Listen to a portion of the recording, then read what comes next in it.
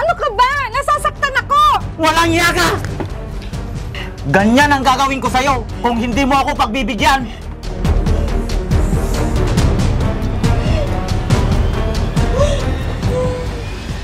Hindi ka ba naglaban ng damit natin? Naku mahal, naglinis kasi ako ng bahay natin. Kahit na, dapat pagkatapos mo, naglaba ka kaagad. Lalo na yung mga damit ko. Paano yan? Wala na akong masusuot bukas. Hayaan mo mamaya, pagkatapos ko maghugas ng plato, maglalaba ako. Ano ba yan? Sa tingin mo, matutuyo pa ba yung damit ko? Maaga pa yung pasok ko sa trabaho bukas. Ang kupad-kupad mo kasi. Oo, sige na.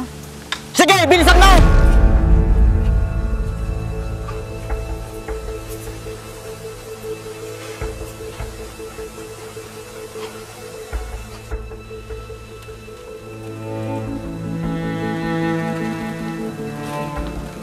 Oh, ang sarap ng upo natin dyan ah. Nagsaing ka na ba?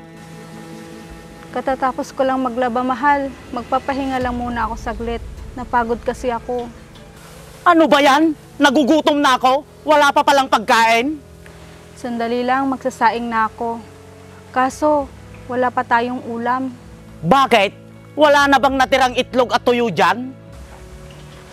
Wala na mahal. Niluto ko na kanina umaga para sa anak natin.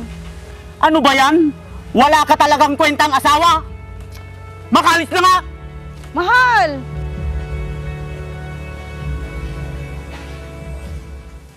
Mahal! Mahal! Oh, mahal! Mukhang marami kaya yatang pinamili. Oo, bumili ako ng dilata at bigas natin. Huh. Oo nga pala, pagkasyain mo na lang yan sa pagkain ng mga bata. Ay, may binili ka ba? Biniling ano? Yung gatas para kay Bunso. Ay, oo nga pala. Nakalimutan ko. Kung gusto mo, ako na lang ang bibili. Ibigay mo na lang sa akin ng pera. Ay, hindi na. Ako na lang bibili mamaya. Mahal, baka naman pwedeng bigyan mo ako ng pera. Bakit? Aanin mo ba yung pera? Pinapalamon na nga kita. Bibigyan pa kita ng pera. Hindi naman ako bibili ng walang kwentang bagay. Wala akong may bibigay sa'yo. Mahal naman, konting pabor lang naman yun eh.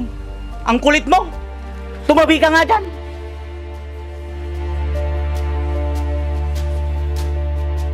Mahal!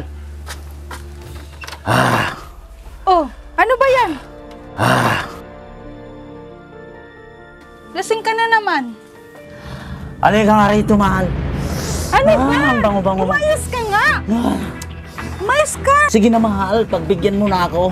3 araw na tayong hindi nagkakatabi. Ano ba? Tigilan mo nga ako! Ano ba? Binibigyan naman kita ng pera. Ano ba? Lasing ka na naman! Ang baho-baho mo! Ano ka ba? Ako yung bumubuhay sa inyo ah. Tapos hindi mo ako pagbibigyan? Ano ka ba? Nasasaktan ako! Walang iya ka! Ganyan ang gagawin ko sa'yo kung hindi mo ako pagbibigyan.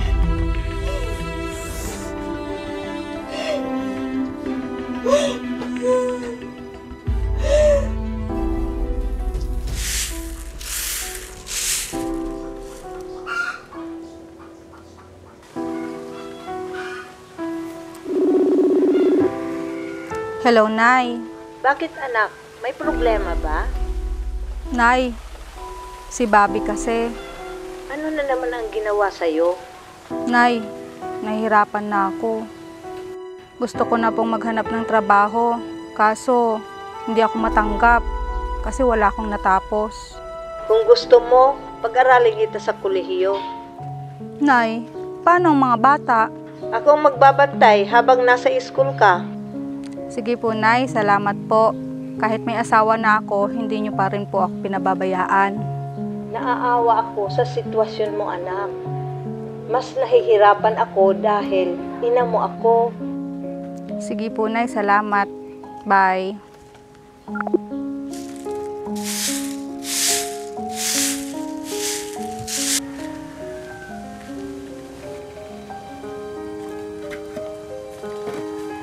Mahal.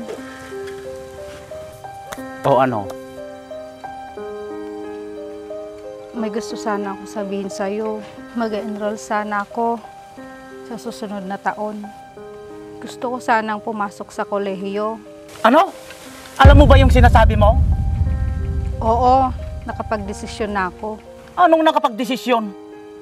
Pag-aaralin daw ako ni nanay. Eh, paano yung mga bata? Si nanay na daw ang magbabantay sa mga bata habang nasa school ako. Bahala ka nga! Nagdidesisyon ka! Parang hindi mo ka asawa! Diyan ka na nga! Mahal naman!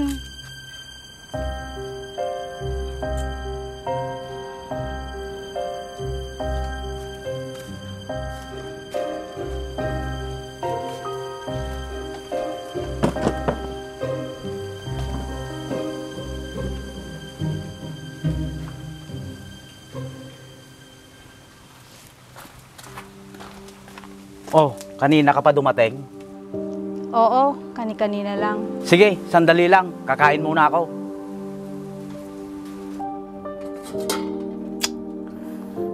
Ano ba yan? Oh, bakit? Hindi ka man lang nagsaing? Ano ko ba naman, mahal? Kagagaling ko lang ng trabaho.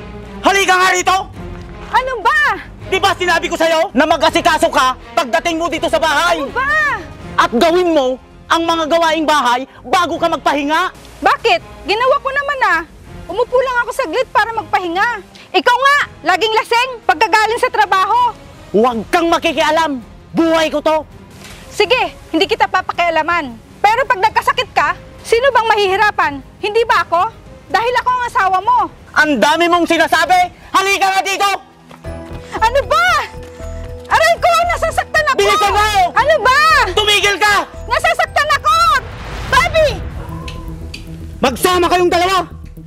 Ano, Bes? Okay ka lang? Okay lang ako. Sigurado kang okay ka lang, ha?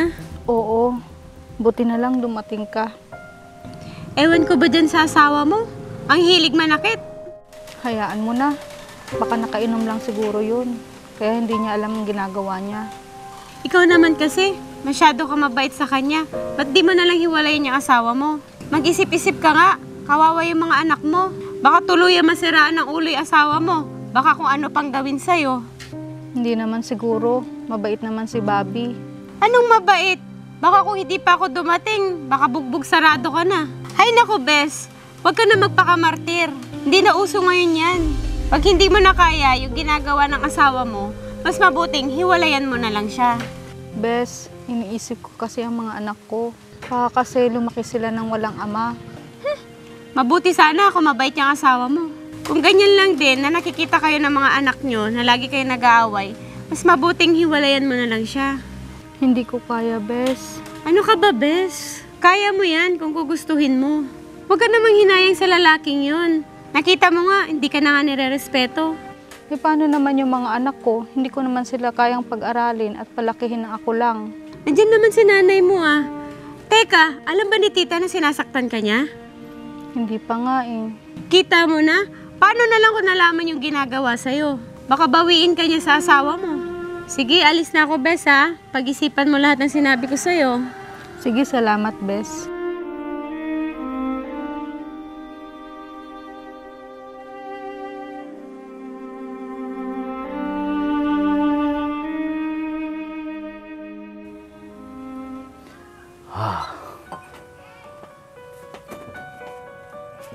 Oh, saan ka pupunta? May pupuntahan lang ako saglit. Hindi ka alis! Oh, bakit naman? Bakit ganyan yung ayos mo? Bakit? Anong masama dito sa ayos ko? Siguro may pinapagandahan ka, no? Ano ba ang pinagsasabi mo? Siguro may lalaki ka, no? Wala akong lalaki, no? Nasisiraan ka na ba? Ang aga-aga kasi alak yung iniinom mo. Sigurado ka? Wala kang lalaki? Ang banga-banga mo ah. Hindi ka alis! Halika, pasok tayo sa loob! Ano ba?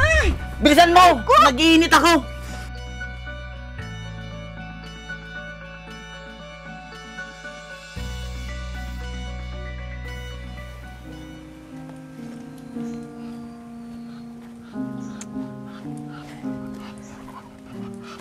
Oh, Bes! Oh, Ba't ano nangyari sa'yo? Ba't ang dami mong pasa? Bes, sinaktan kasi ako ni Bobby. Yan na nga ba sinasabi ko eh. Asan ba yung asawa mo? Hayaan mo na. Kasalanan ko naman. Nanlaban ako, kaya nasaktan ako. Dapat talaga makulong yung asawa mo. Hindi maganda na sinasaktan ka niya. Pakiusap, Bes. Huwag mo lang ipaalam kay nanay. Hindi pwede. Kailangan malaman to ni tita. Huwag, Bes. Parang awa mo na. Bes, maawa ka naman sa sarili mo. Mas magiging magaan ang buhay mo pag wala yung asawa mo. Hiwalayan mo na yung asawa mo, Flor. Maniwala ka, uulitin pa niya yung ginawa niya sa'yo. Hayaan mo muna ako makapag-isip, Bes. Halika nga dito. Ayaw mo naman kasi akong pakinggan, noon pa. Oh, saan ka naman pupunta? Hindi ko na kaya makisama sa'yo, Bobby. Mahal, ano ba? Ano ba? Ano ba yan? Huwag mo naman akong iwan. Nagmamakaawa ko sa'yo. Bitawan mo nga ako. Parang awa mo na, mahal. Tumayo ka dyan! Tama na yung pananakit mo sa akin ng ilang taon! Babalik na ako sa nanay ko! Mas mabuti pang doon na lang kami ng anak ko! Mahal! Huli na ang lahat, Bobby! Mahal, huwag mo akong iwan. Nakapag-desisyon na ako!